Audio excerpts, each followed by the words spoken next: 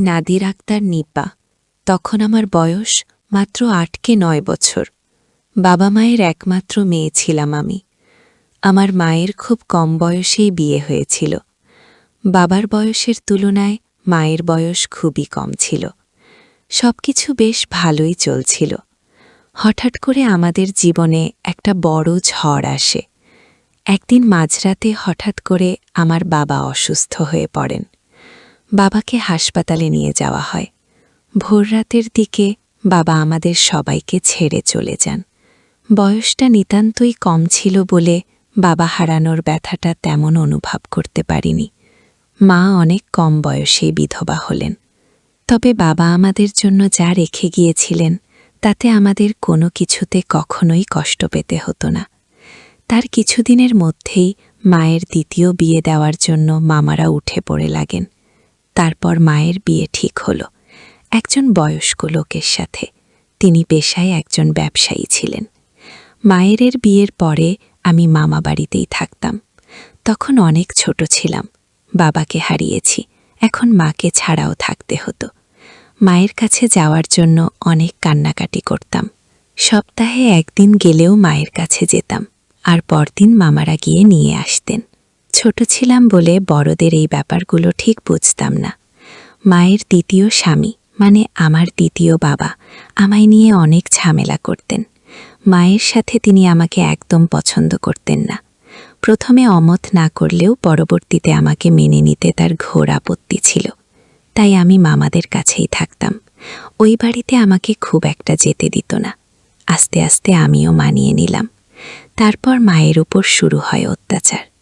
ওই লোক প্রতিদিন নেশা করতেন এবং বিভিন্ন অসামাজিক কর্মকাণ্ডের সাথে যুক্ত ছিলেন। মাকে প্রতিদিন মারধর করতেন। বাবা আমাদের জন্য যে টাকা পয়সা রেখে গিয়েছিলেন সেসব নিজের নামে করে দেওয়ার জন্য মায়ের উপর চাপ সৃষ্টি করতেন। আমার দ্বিতীয় বাবা যদি ভালো মানুষ হতেন তাহলে তাকে সব দিয়ে দিতেও কোনো সমস্যা ছিল না। কিন্তু তিনি টাকা পয়সা সম্পত্তি সব নষ্ট করে ফেলতেন। তারপর আমাদের মা মেয়েকে নিয়ে রাস্তায় দাঁড়াতে হতো। তখন আর মামারাও ফিরে তাকাতেন না। আমার মা মানিয়ে নেওয়ার অনেক চেষ্টা করেছিলেন, কিন্তু সহ্য করতে না পেরে তিনি সিদ্ধান্ত নিলেন ডিভোর্স দেওয়ার। তারপর অনেক যুদ্ধ করে ডিভোর্সটা হয়ে যায়। তারপর আমি আর মা আবার একসাথে থাকতে শুরু করি। আমার প্রথম বাবার রেখে যাওয়া সেই স্মৃতির সেই বাড়িটাতে মাকে নিয়ে লোকজন অনেক খারাপ কথা বলতো। এই সমাজে ডিভোর্স মেয়েদের সবাই ঘৃণার চোখেই দেখে। কিছুদিন এভাবেই কেটে যায়। তখন আমার বয়স মাত্র 12 কি 13 বছর। তখন সবাই আমার বিয়ে দেওয়ার জন্য চিন্তিত হয়ে পড়ে। কিন্তু বিয়ে কী জিনিস সেটা বোঝার মতো বয়স তখনও আমার হয়নি। বান্ধবীদের সাথে গ্রামের স্কুলে পড়তে যাওয়া আর পাশের বাড়ির রানোর সাথে পুতুল খেলায় আমার দিন কেটে যেত। আমার বিয়েটাও পরে ঠিক হয়ে যায়। আমার বিয়ে, অথচ এই ব্যাপারে আমি কিছুই জানতাম না। আর জেনেই বা কী করতাম। এই বিয়েটা আমার কাছে অনেকটা পুতুল খেলার মতোই ছিল। বাবা থাকলে হয়তো এসব কিছুই হতো না। বিয়ের আগের দিন কিছু কিছু আত্মীয় স্বজন আসতে শুরু করে। সেসব নিয়ে আমার কোনো মাথা ব্যথা ছিল না। প্রতিদিনের মতো সকালে আমার বান্ধবী রানদের বাড়িতে যেতে চাইলে মা নিষেধ করেন। আর মা বলল, এখন থেকে এসব খেলাধুলা বন্ধ। অনেক হয়েছে পাড়া বেড়ানো, এখন থেকে স্বামীর সংসারের দিকে মন দাও। আমি ভেঙচি কেটে মন খারাপ করে ঘরে চলে আসি। যার সাথে আমার বিয়ে ঠিক হয়েছে তিনি আমার ছোট মামার পরিচিত। আমাদের এলাকাতেই ছোটখাটো বেসরকারি একটি করেন। বাবা মা নেই। একটা বোন ছিল, তাকে বিয়ে দেওয়া হয়েছে। আমার স্বামীর নাম ইমন। আমরা মা মেয়ে একা এত বড় একটা বাড়িতে থাকি। তাই মামারা চেয়েছিলেন এমন কারো সাথে বিয়ে দিতে যে আমাদের বাড়িতেই থাকবে এবং আমাকে আর মাকে দেখাশোনা করতে পারবে। কারণ বাড়িতে একটা পুরুষ মানুষ থাকা খুবই দরকার ছিল, আর মামারাও নিশ্চিন্ত থাকতে পারবেন। তারপর আমার বিয়েটা হয়ে গেল। আজ আমার ফুলশয্যা। ভারী শাড়ি আর গহনাগুলো যেন আমি ঝাঁপে ধরে আছে। সারাদিনের ক্লান্তির কারণে কখন যে ঘুমিয়ে পড়ি তা বুঝতেই পারিনি। হঠাৎই কারো স্পর্শে আমার ঘুম ভেঙে যায়। আমি আচমকা উঠে বসলাম। দেখি ওই লোকটা, মানে আমার বর। তারপর উনি যেন কি বলেছিলেন, কিন্তু আমি কিছুই শুনছিলাম না, কারণ তখন আমার প্রচুর খিদে পেয়েছিল। মনে মনে ভাবছিলাম এখন গিয়ে মাকে বলবো খাইয়ে দিতে, তারপর মায়ের সাথেই ঘুমাব। এর মধ্যে ওই লোকটা আমার কাছে আসতে শুরু করে। আমি অনেক ভয় পেয়ে যাই। তিনি যখন আমায় জড়িয়ে ধরেন তখন আমি ছাড়ানোর অনেক চেষ্টা করেছিলাম, কিন্তু পেরে উঠলাম না। তারপর তার হাতে কামড় বসিয়ে দৌড়ে মায়ের ঘরে চলে গেলাম। গিয়ে দেখি মা এখনও ঘুমায়নি, হয়তো একা ঘরে ঘরে বসে কান্না করছিল, হয়তো বাবার কথা খুব মনে পড়ছিল। আমি যেতেই তাড়াহুড়ো করে চোখ মুছে আমার দিকে তাকিয়ে বলল, কিরে নিপা, তুই এখানে কেন? আর জামাই কোথায়? আমি বললাম, মা, ওই লোকটা ভালো না, আমি তার সাথে থাকব না, আমি তোমার সাথে ঘুমাব। তার আগে কিছু খাইয়ে দাও তো, খিদে যা সহ্য হচ্ছে না। তারপর মা কিছু বলতে গিয়েও বললেন না, খুব যত্ন করে খাইয়ে দিল। খাওয়া শেষে আমাকে আবারও ওই রুমে নিয়ে গেল, আর আমার বরকে বলল, তুমি কিছু মনে করো না, ছোট তো, 2 দিন গেলেই ঠিক হয়ে যাবে। এই বলে মা চলে গেলেন, আর আমি ঘুমিয়ে পড়লাম। পরদিন স্কুল থেকে ফিরে রানুদের বাড়িতে বসে খেলছিলাম। সারাদিন খেলাধুলা শেষে বাড়িতে ফিরতেই মা অনেক বকাঝকা করেন। মা বলল, নিপা, তুই এখনো ছোট বাচ্চাটি নাই, তোর বিয়ে হয়ে গেছে, এখনো পাড়া বেরিয়ে চললে হবে? সংসারে কাজ কবে শিখবি? আর বরের যত্ন আত্মীয় কে করবে শুনি? আমি মায়ের কথায় পাত্তা দিলাম না। এইভাবে প্রতিদিন রাতে আমার স্বামী আমার কাছে আসতে চাইলে আমি মায়ের কাছে চলে যেতাম, আর এতে উনি অনেক রেগে যেতেন। মা শুধু একটা কথাই বলতো, ছোট তো, ঠিক হয়ে যাবে। নতুন নতুন কিছু না বললেও পরে একদিন রাতেও খুব ঝামেলা করল। সেদিনও মায়ের মুখের ওপর বলল, ছোট নেই তো বিয়ে দিয়েছেন কেন? এই মেয়ের সাথে থাকা কোনোভাবেই সম্ভব নয়। প্রতিদিন এভাবে চলতে থাকলে ডিভোর্স দেওয়া ছাড়া আর কোনো উপায় থাকবে না। আর তাছাড়া এই বাচ্চা মেয়েকে দেখলে আমার কোনো আগ্রহই আসে না। কেন যে বিয়ে করেছিলাম একে? আমি ভয়ে জড়সড় হয়ে ওদের সব কথা শুনছিলাম। মা আমার বরের কাছে অনেক অনুরোধ করেন যাতে আমাকে ডিভোর্স না দেয়, কারণ মা বোঝেন একজন ডিভোর্সি মেয়েকে কতটা কষ্ট সহ্য করতে হয়।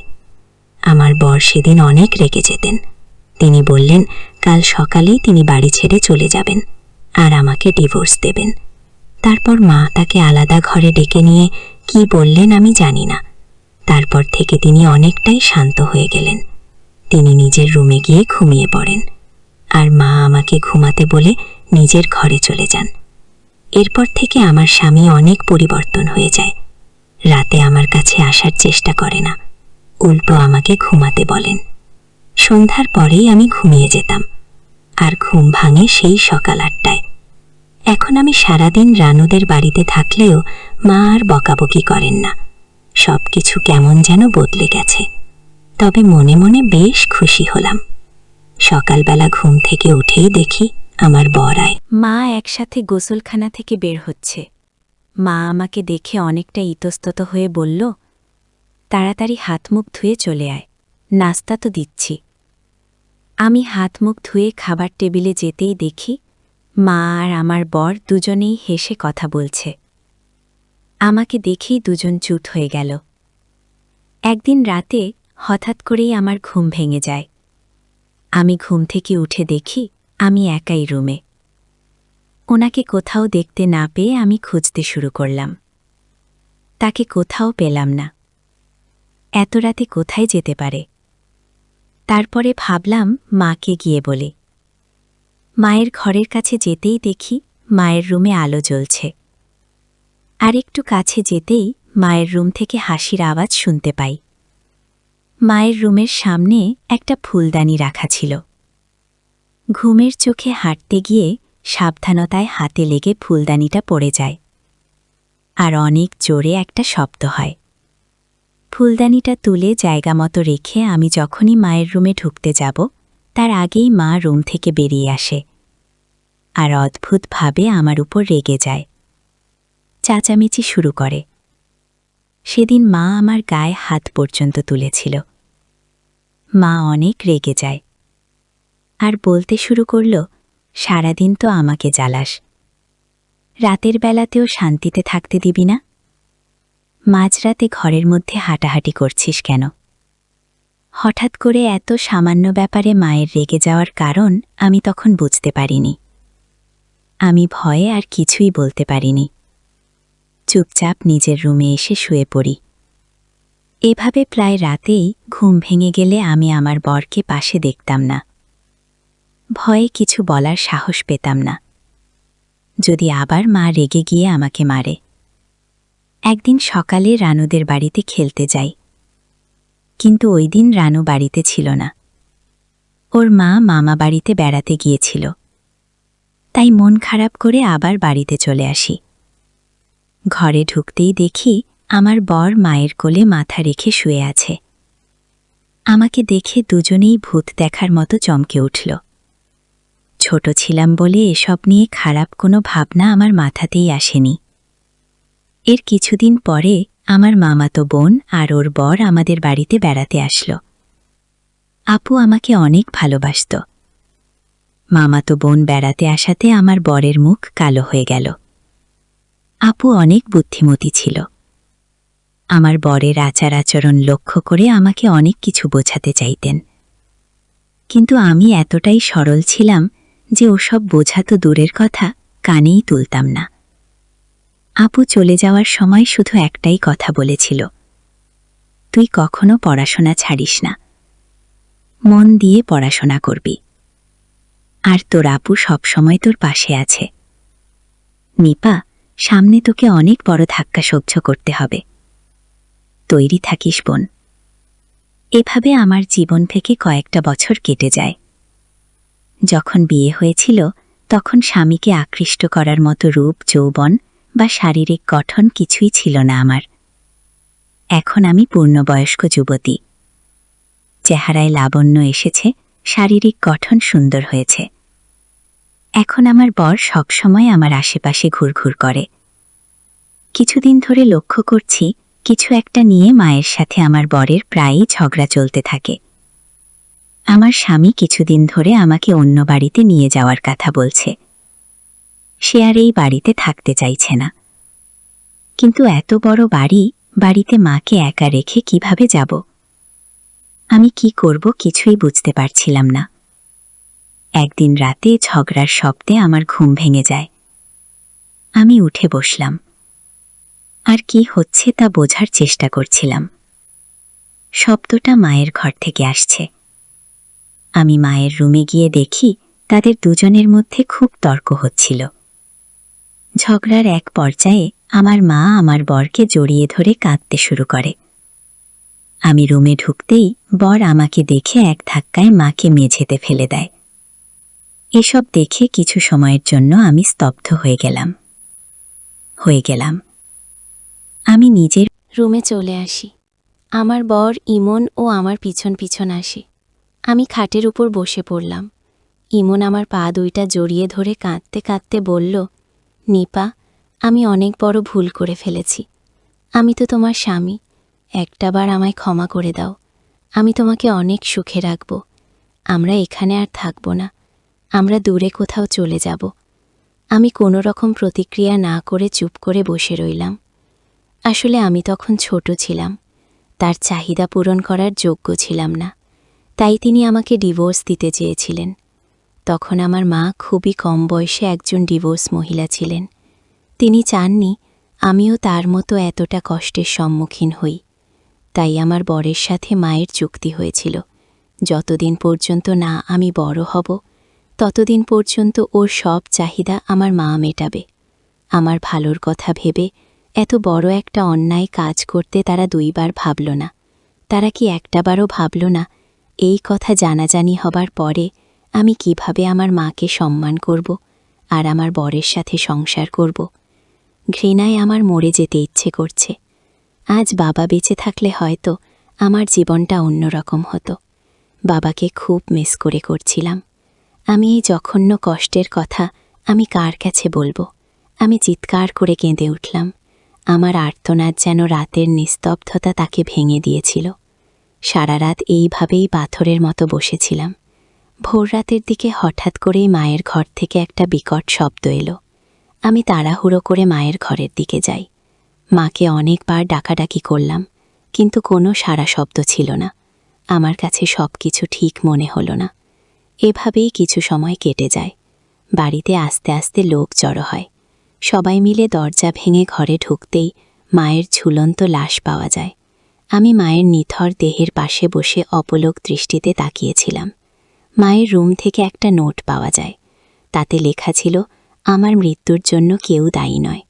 নিপা, আমায় ক্ষমা করে দিস মা। তোর মা খুব খারাপ। এই সমাজ আর তোর সামনে মুখ দেখানোর কোনো উপায় নেই আমার।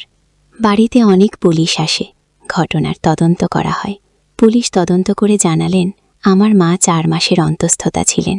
মূলত এই বিষয় নিয়েই হয়তো ইমন ও মায়ের সাথে কিছুদিন ধরে ঝামেলা হচ্ছিল। এই কঠিন পরিস্থিতিতে আমার একমাত্র সঙ্গী ছিল আমার সেই মামাতো বোন। পাপ কাজে লিপ্ত হলে তার পতন অবশ্য ভাবি। এইটুকু বয়সে এত কিছুর মুখোমুখি হতে হবে আমি কখনো ভাবিনি। প্রতিটা মুহূর্তে আপু আমাকে সাপোর্ট করে গেছে।